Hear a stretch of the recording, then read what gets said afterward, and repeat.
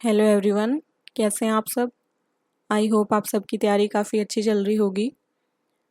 RPSC की ओर से अभी एग्ज़ाम को लेके कोई अपडेट नहीं है और आज की इस वीडियो में हम डिस्कस करने वाले हैं फॉरेस्ट इकोलॉजी एंड इन्वायरमेंट से रिलेटेड कुछ इम्पोर्टेंट पॉइंट्स और इसके साथ ही हम डिस्कस करेंगे यहाँ पे कुछ इनसे रिलेटेड क्वेश्चंस को। तो ये आपकी यूनिट नंबर जो 9 है उसको कवर करता है, तो काफ़ी इम्पोर्टेंट है ये एग्ज़ाम के पर्सपेक्टिव से। तो चलिए स्टार्ट करते हैं।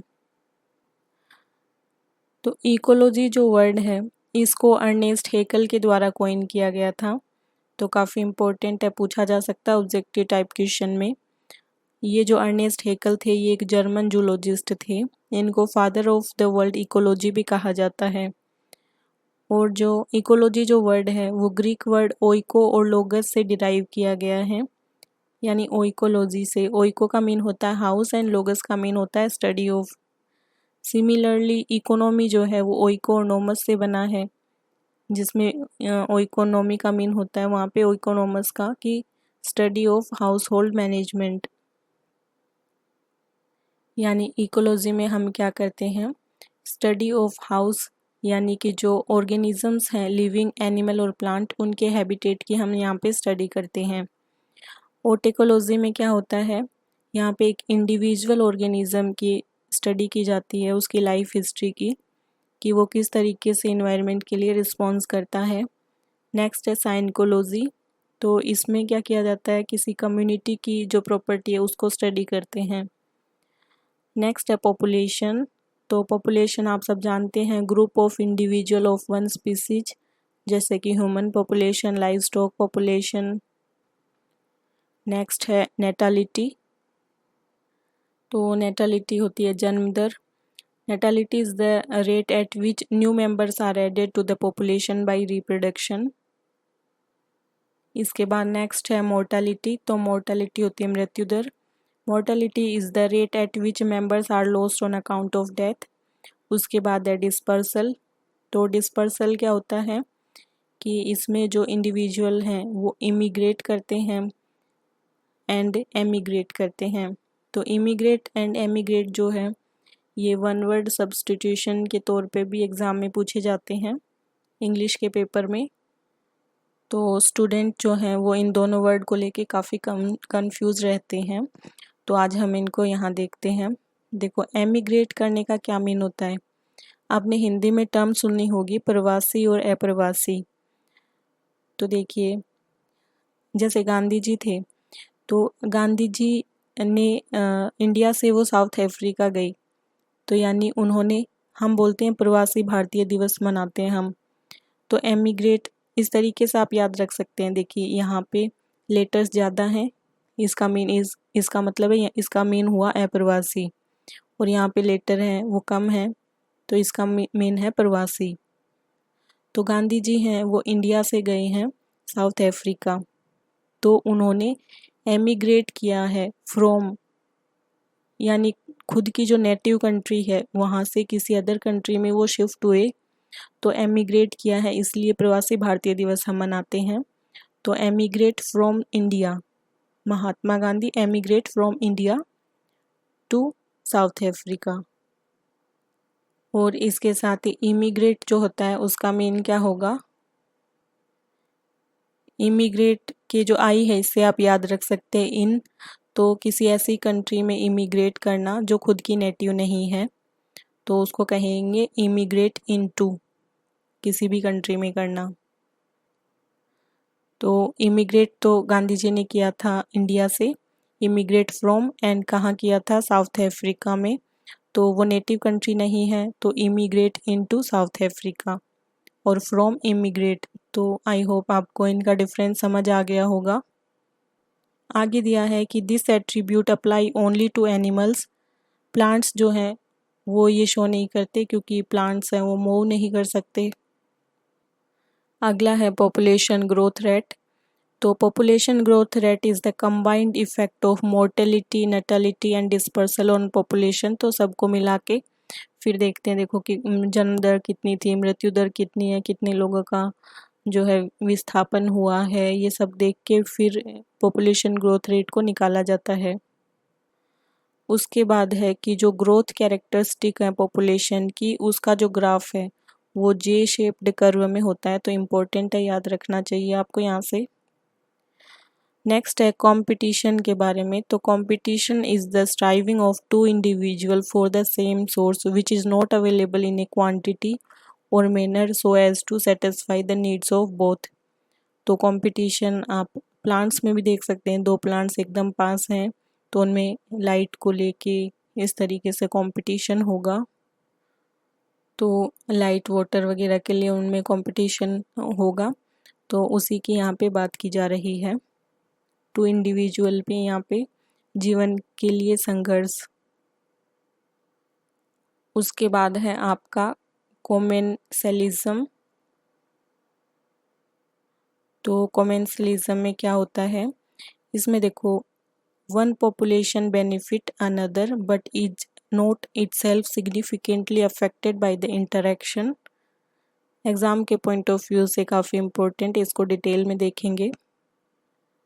तो देखिए क्या होता है कोमेंसलिज्म में, is a long-term biological interaction in which member of one species can benefit while those of other species neither benefit nor are harmed। तो एक स्पीसीज है उसको बेनिफिट होता है, औरों को नुकसान भी नहीं पहुंचता, यानी पॉजिटिव टाइप का इंटरेक्शन है ये। तो यहाँ पे आप देख सकते हैं tree frogs use plant as protection. तो देखिए यहाँ पे फ्रॉग है, इसको बेनिफिट मिल रहा है क्योंकि इसको प्रोटेक्शन मिल रही है यहाँ पे प्लांट्स के पीछे छुपने से, लेकिन प्लांट्स हैं उनको कोई नुकसान भी नहीं पहुँच रहा, तो ये इसका एग्जाम्पल हो गया। नेक्स्ट है cattle egrets eat the insect stirred up by cattle when they are grazing. तो इस तरीके को आपने देखा होगा, तो इस पे जो कीड़े मकोड़े जो भी होते हैं उनको इनके द्वारा खा लिया जाता है, तो इससे भैंस जो है, बफेलो या फिर कोई और भी जानवर, उनको कोई नुकसान नहीं पहुंचता, लेकिन ये जो यहाँ पे बर्ड्स हैं इनको जो फूड है वो अवेलेबल हो जाता है, तो इस तरीके से ये भी इसका एग्जाम्पल हो गया।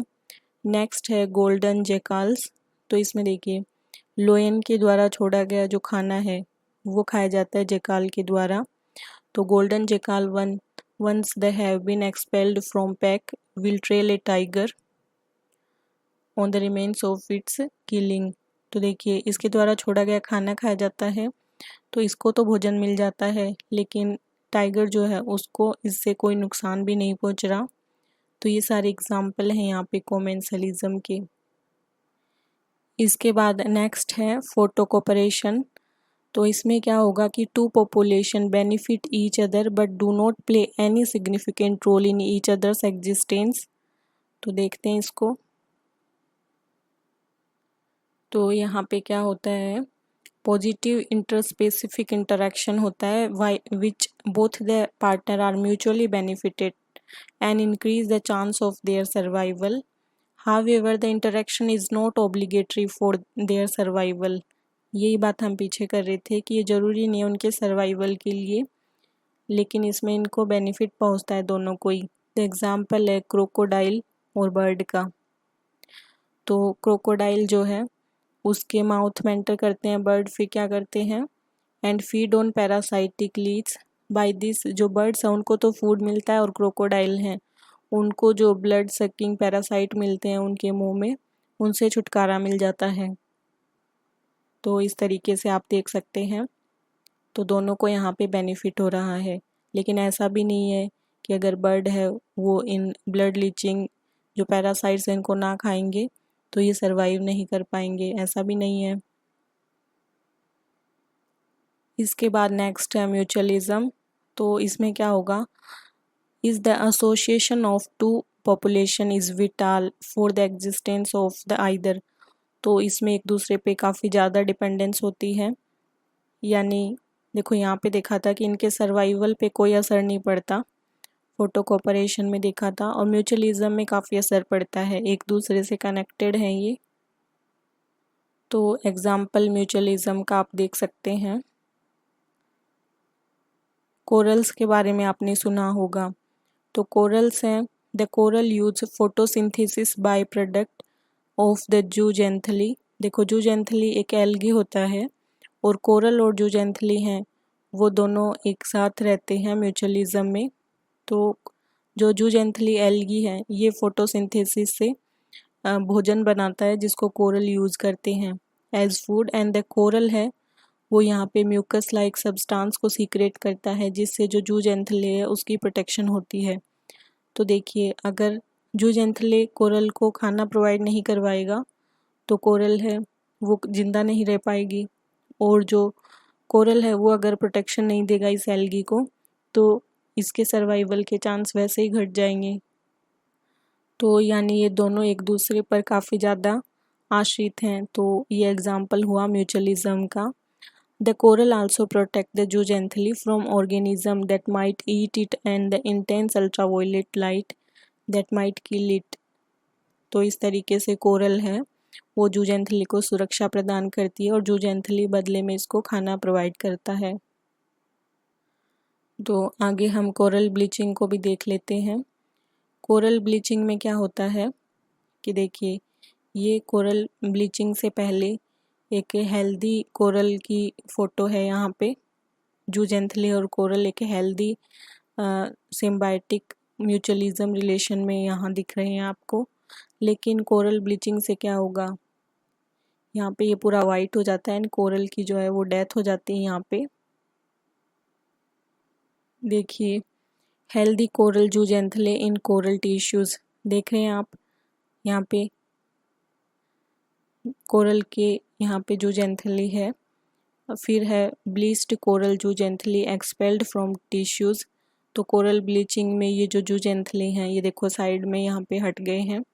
फिर क्या होगा, dead coral skeleton covered in filamentous algae. तो देखिए इस तरीके से फिर डेथ हो जाती है। तो कोरल ब्लीचिंग का कॉन्सेप्ट आप सबने देखा होगा। इसके बाद नेक्स्ट है चार्ल्स डार्विन जो हैं उनको फादर ऑफ इवोल्यूशनरी थ्योरी कहते हैं। इन्होंने use the expression descent with modification to describe evolution.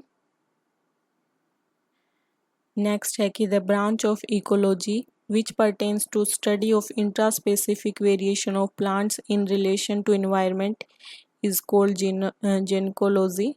यानी इंट्रास्पेसिफिक वेरिएशन ऑफ प्लांट्स को इन्वायरमेंट के रिलेशन में स्टडी करते हैं यहाँ पे। और ये जो टर्म है ओरिजिनली यूज्ड बाय ट्यूरेसन, इनके द्वारा यूज की गई थी ओरिजिनली। अब हम बात करेंगे इकोटाइप्स की।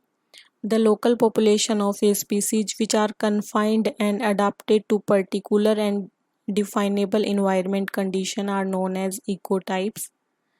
and जो इकोटाइप का ग्रुप है इस ये मिलके बनाता है इको स्पीसीज। उसके बाद है रेस के बारे में बताया है। तो race is defined as an intraspecific category characterised by conspicuous physiological, biological, geographical and ecological properties. तो ह्यूमन रेस है जैसे example. And cline according to a particular direction measurable character, जैसे इकोक्लाइन है तो ecocline is a cline apparently correlated with an observable ecological gradient. And ecotype है वो क्या है, ecotype is a particular range on an ecocline. जो ecoclinal term है ये रेफर करती है कंटिन्यूस वेरिएशन को, एंड इकोटाइपिक जो है वो डिसकंटिन्यूस वेरिएशन को यहाँ पे रेफर करती है। इम्पोर्टेंट है यहाँ पे ये। उसके बाद है कि the process that brings about non random not associate with chance and differential reproduction of genotypes which results in preserving favorable variants and eliminating less favorable variant is called as natural selection। तो natural selection का जो method है ये आपने देखा होगा। उसके बाद है an environmental factor that force natural selection, तो इसको कहते हैं selection pressure। The expression selection pressure is also used to denote the intensity of natural selection।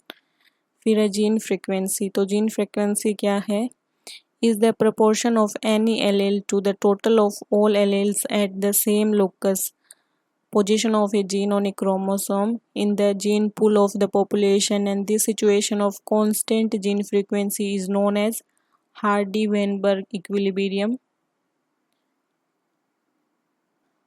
Important term है ये। फिर है the process of natural selection may be of 3 type, stabilising, directional and disruptive.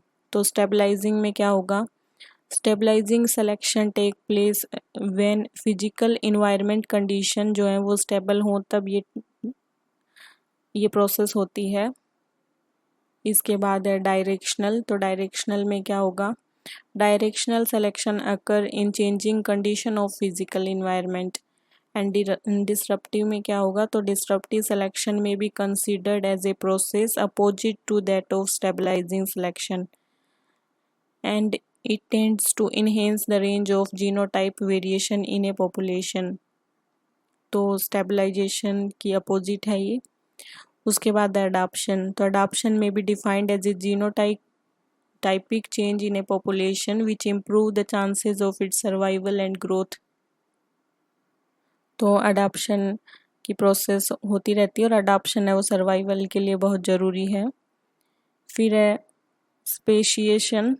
तो speciation is the physical environment of a particular ecosystem subjected to rapid change. New forms हैं वो evolve होती हैं adaptation से, which have often to be classified as new species.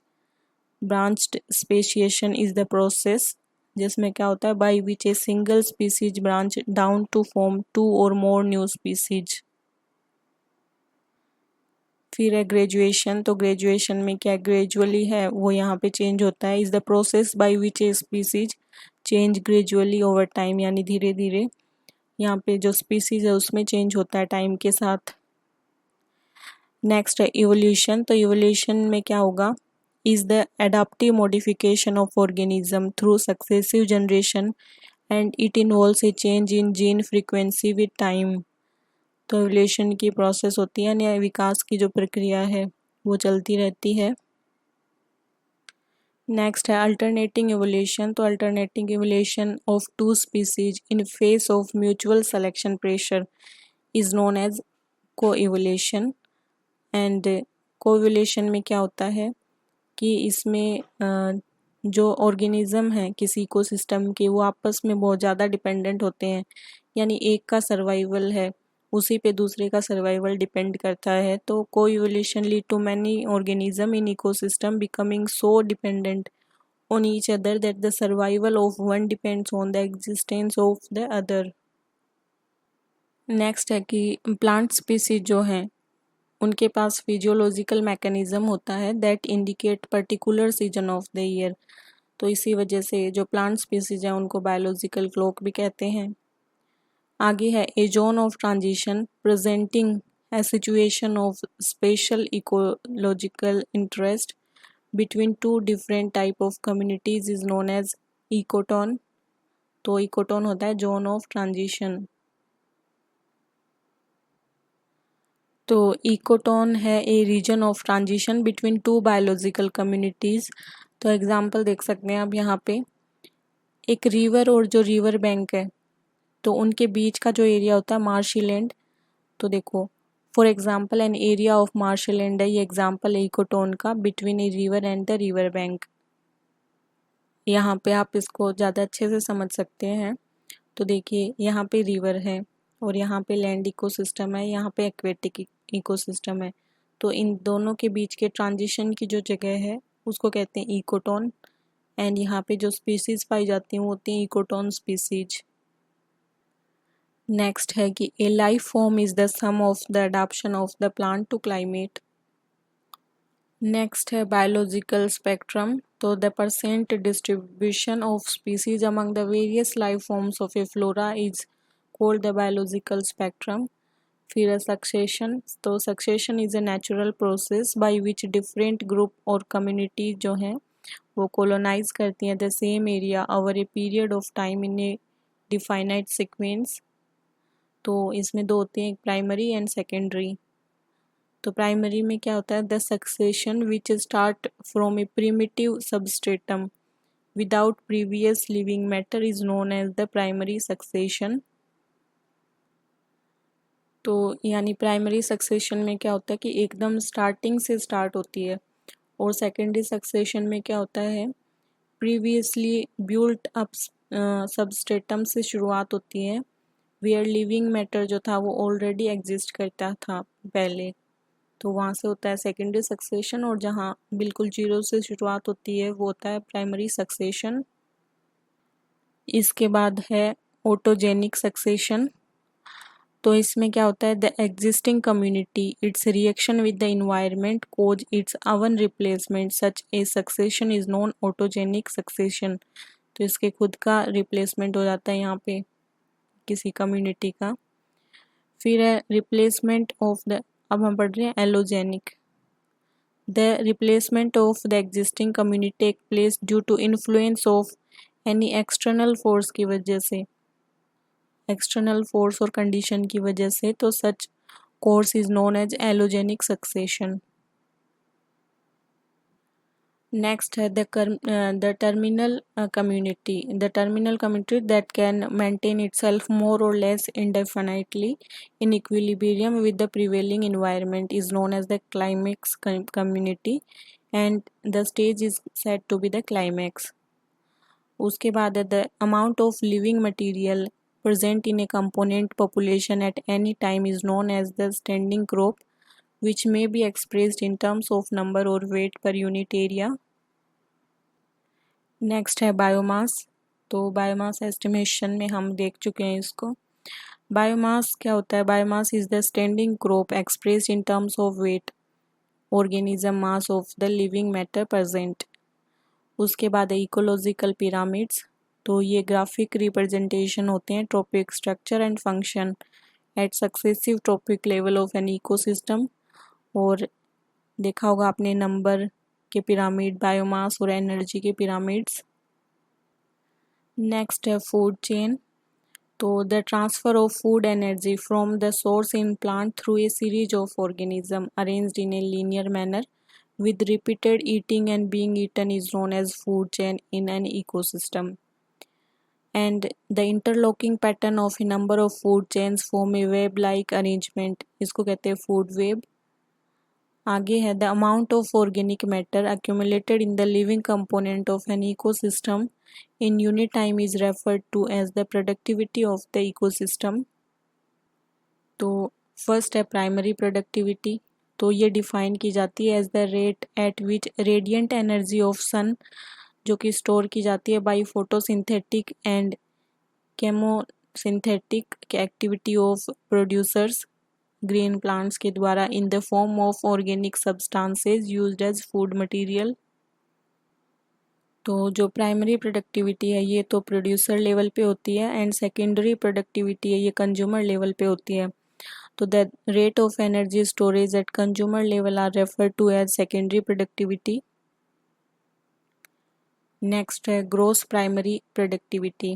तो gross primary productivity जो है वो total होती है rate of photosynthesis including the organic matter used in respiration during the period of measurement and also called total photosynthesis and total assimilation।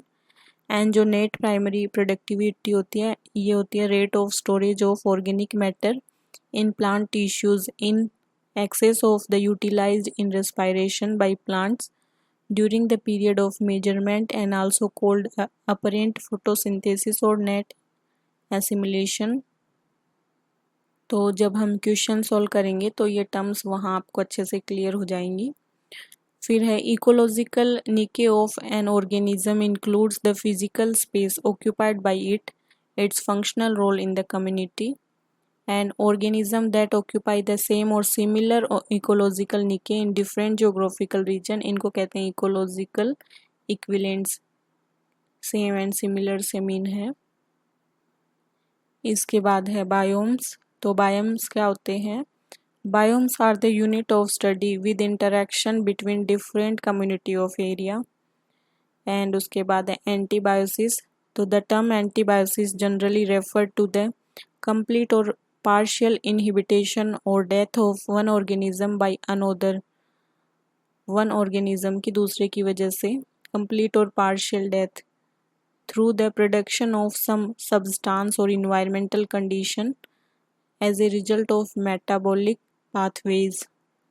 तो हमने देखा था प्लांट्स के बारे में हम पढ़ रहे थे, तो एलेलोपैथी के बारे में जहाँ पे पॉजिटिव एंड नेगेटिव इंटरेक्शन होता है,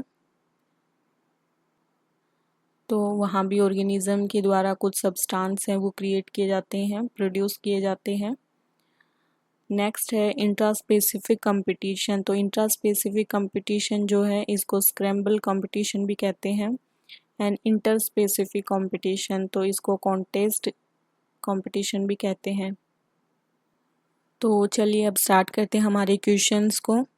काफ़ी सारी छोटी छोटी डिटेल्स यहाँ देखी हमने जो एग्ज़ाम के पर्सपेक्टिव से काफ़ी ज़्यादा इम्पोर्टेंट है, तो उन्हें स्किप मत करना। एंड क्वेश्चंस हम यहाँ पे 30 क्वेश्चन करेंगे, वरना वीडियो की लेंथ काफ़ी बड़ी हो जाएगी। तो स्टार्ट करते हैं। अब देखिए थ्योरी आपने देखी है, तो अब जल्दी जल्दी ये क्वेश्चन आपके सॉल्व हो जाएंगे। सबसे पहला क्वेश्चन है कि इकोलॉजी का जो वर्ड है वो किसके द्वारा डिराइव किया, कहाँ से डिराइव किया गया है। तो हमने देखा था कि ग्रीक जो वर्ड है ओइको एंड लोगस से किया गया है। अगला क्वेश्चन है कि ओइकस का क्या मीन होता है। तो ओइकस का मीन होता है हाउस एंड लोगस का मीन होता है स्टडी। फिर इकोलॉजी की जो टर्म है इसको कॉइन किसके द्वारा किया गया। तो देखो अर्नेस्ट हेकल के द्वारा किया गया, ये हमने अभी अभी डिस्कस किया है पीछे। नेक्स्ट है कि the branch of biology that deals with the environment. तो बायोलॉजी की ये ब्रांच इकोलॉजी कहलाती है। तो देखो इन क्वेश्चंस को आप वैसे सिंपली कर देंगे, और वरना आप ऑप्शन देख लीजिए, आप अपने आप ही सही ऑप्शन तक पहुंच जाएंगे। तो देखो ब्रांच ऑफ बायोलॉजी, इकोसिस्टम कैसे कह देंगे, देखो ब्रांच पूछी है। फिर है इकोबोटनी, तो इकोबोटनी भी नहीं कहेंगे, बोटनी आपको पता है प्लांट्स से रिलेटेड होती है पूरी। एंड फिर देखो एथनोलॉजी, तो एथनोलॉजी भी नहीं कहेंगे, तो इकोलॉजी आंसर होगा। इसके साथ ही इधर देख लेते हैं क्वेश्चंस को कि बायोलॉजिकल स्पीसीज आर, तो रिन्यूएबल है नॉन रिन्यूएबल है। तो देखिए आपको पता है कि बायोलॉजिकल स्पीसीज हैं वो नॉन रिन्यूएबल हैं, यानी एक बार सारी बायोलॉजिकल स्पीसीज को ख़त्म कर दिया जाए तो उनको फिर से प्रोड्यूस नहीं किया जा सकता, तो वो नॉन रिन्यूएबल हैं। अगला है कि resistance time of water in the year, तो है ये 10 डेज। नेक्स्ट क्वेश्चन है कि इकोसिस्टम जो टर्म है इसको इंट्रोड्यूस किसने किया था। देखिए यहाँ कंफ्यूज मत होना इकोलॉजी एंड इकोसिस्टम से। इकोलॉजी जो टर्म है उसको किया था अर्नेस्ट हैकल ने, एंड इकोसिस्टम को किया था ऑर्थर टेंसले ने। नेक्स्ट क्वेश्चन है basic unit of ecological hierarchy, तो ये होती है ऑर्गेनिज्म। देखो बायोम्स वगैरह तो फिर बाद की बात है यहाँ पे। फिर है a distinct unit of life in nature, तो distinct unit of life in nature है ऑर्गेनिज्म। नेक्स्ट क्वेश्चन है the term niche was first coined by, तो देखिए ये भी इम्पोर्टेंट है, ग्रीनल के द्वारा की गई है। देखिए इकोलॉजिकल हायरार्की की बात कर रहे थे हम, तो यहाँ पे लार्जेस्ट टू स्मॉलेस्ट दिया गया है। देखिए सबसे स्मॉलेस्ट है ऑर्गेनिज्म, उसके बाद है पॉपुलेशन, फिर है कम्युनिटी, उसके बाद है इकोसिस्टम, उसके बाद है बायोम, फिर बायोस्फीयर। नेक्स्ट है कि the structural and functional unit of biosphere, तो ये है ecosystem. The relationship between biotic और एबायोटिक एनवायरनमेंट, तो जो इंटरेक्शन होता है बायोटिक एंड एबायोटिक एनवायरनमेंट का, तो बायोटिक एंड एबायोटिक कंपोनेंट्स का, उसको तो कहते हैं इकोसिस्टम। एंड यहाँ पे जो रिलेशनशिप है between biotic and abiotic environment, तो आंसर होगा सी, होलोकोइनोसिस कहते हैं इसको। नेक्स्ट है कि की इंडस्ट्री एनिमल्स कौन से होते हैं, तो जो प्राइमरी कंज्यूमर्स होते हैं वो कहलाते हैं की इंडस्ट्री एनिमल्स। नेक्स्ट क्वेश्चन है कि the rate of biomass production is called, तो इसको देख चुके हैं हम, प्रोडक्टिविटी कहते हैं इसको। नेक्स्ट है the rate of total production of organic matter by the producer per unit area and time is. तो देखिए मैंने कहा था कि क्वेश्चंस में करोगे तब ये ज़्यादा अच्छे से समझ में आएगा। तो ग्रोस एंड नेट का यहाँ पे मीनिंग आपको समझ में आ जाएगा। The rate of total production of organic matter by the producer per unit area और टाइम तो कहलाएगा gross primary productivity. And the rate at which organic matter is stored after the basic metabolic process, इसको कहते हैं net primary productivity. Next इधर question है कि ecological pyramids जो हैं इनको क्या कहते हैं। तो एल्टोन ने दिए थे ये, इसलिए इनको उन्हीं के नाम पे एल्टोनियन पिरामिड कहते हैं। अगला क्वेश्चन है कि इकोलॉजिकल जो पिरामिड हैं वो हमेशा स्ट्रेट होते हैं, तो कौन से वाले। तो नंबर्स के जो पिरामिड होते हैं ये हमेशा स्ट्रेट होते हैं, और एनर्जी का जो पिरामिड होता है वो उल्टा बनता है। अगला क्वेश्चन है कि name the pioneer plant of xerarch, तो लाइकेन है यहाँ पे, और लाइकेन के बारे में देख लेते हैं हम थोड़ा। देखिए लाइकेन जो है वो एक सिंगल ऑर्गेनिज्म नहीं होता, ये एक सिम्बायोसिस होता है बिटवीन डिफरेंट ऑर्गेनिज्म। तो जो फंगस होती है और जो एल्गी होती हैं उनके बीच में सिम्बायोसिस होता है, ये लाइकेन कहलाता है। तो यहाँ से याद रख सकते हैं आप, तो फंगस और एल्गी, लाइकेन से क्वेश्चन पूछा जा सकता है डायरेक्ट। नेक्स्ट क्वेश्चन है कि the productivity that is left after meeting the cost of respiration and the maintenance of producers, तो इसको कहते हैं नेट प्राइमरी प्रोडक्टिविटी। देखिए यहाँ पे स्टोरेज आफ्टर की और यहाँ भी आफ्टर की बात करते हैं, तो नेट प्राइमरी प्रोडक्टिविटी में आएगा ये। फिर है कि a population genetically adapted to its particular environment, तो जेनेटिकली अडाप्ट करी जा चुकी ये इकोटाइप कहलाती है। नेक्स्ट क्वेश्चन है कि the environment which has been modified by human activities is called, तो देखिए ह्यूमन एक्टिविटीज़ की वजह से, तो एंथ्रोपोलॉजी से तो मीन ह्यूमन रेस से हुआ, तो एंथ्रोपोजेनिक इन्वायरमेंट भी इसी में आ जाएगा। फिर है मैन मेड भी इसी में आ जाएगा, तो ए एंड सी आपका आंसर हो जाएगा। नेक्स्ट क्वेश्चन है कि the rate of increase in the biomass of the consumer पर यूनिट एरिया एंड टाइम, तो पर यूनिट एंड एरिया की बात कर रहे हैं यहाँ पे, सेकेंडरी प्रोडक्टिविटी होगा। देखिए यहाँ पे हम कंज्यूमर की बात कर रहे हैं और पीछे हमने प्रोड्यूसर की बात की थी।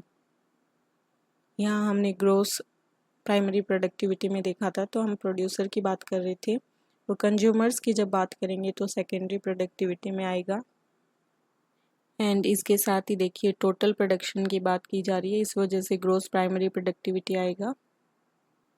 नेक्स्ट क्वेश्चन है कि जो इकोलॉजिकल पिरामिड्स हैं वो डेवलप किए गए, तो मैंने बताया था एल्टोनियन पिरामिड कहते हैं इनको, चार्ल्स एल्टोन ने दिए थे। फिर है ग्राफिकल रिप्रेजेंटेशन जो है इकोलॉजिकल पैरामीटर्स का, तो इनको इकोलॉजिकल पिरामिड कहते हैं। ऑप्शंस से भी आप कर देंगे इनको, देखिए इकोलॉजी नहीं कहते, इकोलॉजिकल हिल माउंटेन कभी नहीं सुना होगा, तो इकोलॉजिकल पिरामिड हो जाएगा आंसर। नेक्स्ट क्वेश्चन है कि group of species exploiting a common resources are called,